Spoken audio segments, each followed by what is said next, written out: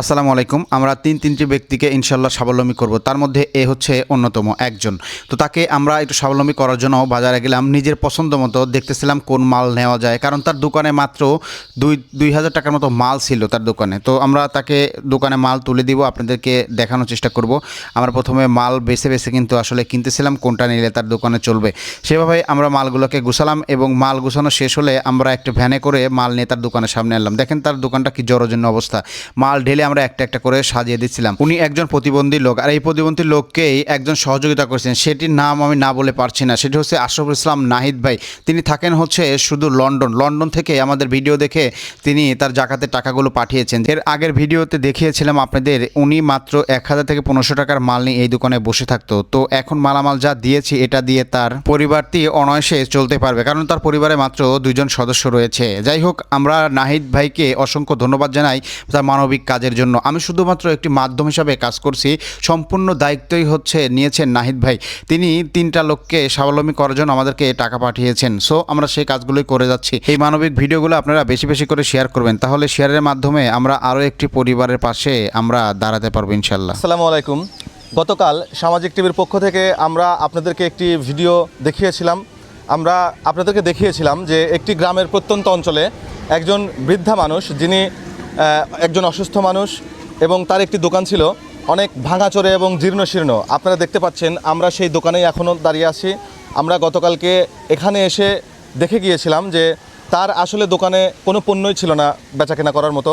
তো আমরা গতকালকে সিদ্ধান্ত নিয়েছিলাম যে আমাদের লন্ডন প্রবাসী জনাব নাহিদ ইসলাম ভাই, ওনার ডোনেশনে এবং ওনার সহযোগিতায় আমরা কিছুটা সহযোগিতা করার জন্য ওনাকে বাজার থেকে বিভিন্ন রকমের পণ্য, যেগুলো সচরাচর সবচেয়ে বেশি চলে ছোট্ট একটি দোকানে, তো আমরা ওনার অনুদানে এবং আমাদের ব্যক্তিগত উদ্যোগে, অর্থাৎ আমাদের যেই কর্মপরিকল্পনা ছিল, গতকালকে আমরা এখানে এসে একটি তালিকা করেছিলাম যে কি কি পণ্য এই দোকানে সবচেয়ে বেশি বেচাকেনা হয়, সেটি ওনার কাছে জিজ্ঞাসা করেই আমরা তালিকা করেছিলাম। তো সেই তালিকা অনুযায়ী আমরা আজকে কেনাকাটা করে নিয়ে এসেছি, এবং তালিকার বাইরেও এমন অনেক পণ্য আমরা কিনেছি যেগুলো আমাদের আসলে লেখার কথা মনে ছিল না।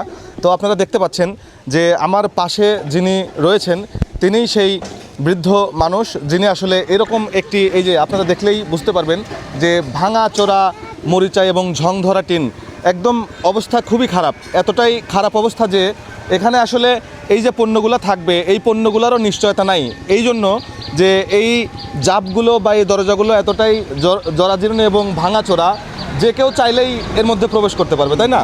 তো আমরা আশা করব আমরা ধীরে ধীরে ইনশাল্লাহ ওনার এই ঘরটাকেও মেরামত করে দেওয়ার সর্বোচ্চ চেষ্টা করব। তো আপাতত ওনাকে একটা কর্মসংস্থানের ব্যবস্থা করে দেওয়ার জন্যই মূলত আমরা ওনার দোকানে আমাদের এক বড় ভাইয়ের পৃষ্ঠপোষকতায় কিছু পণ্য তুলে দিলাম। তো আমরা এখন ওনার অনুভূতি জানার চেষ্টা করব। আসসালামু আলাইকুম। ওয়ালাইকুম আসসালাম।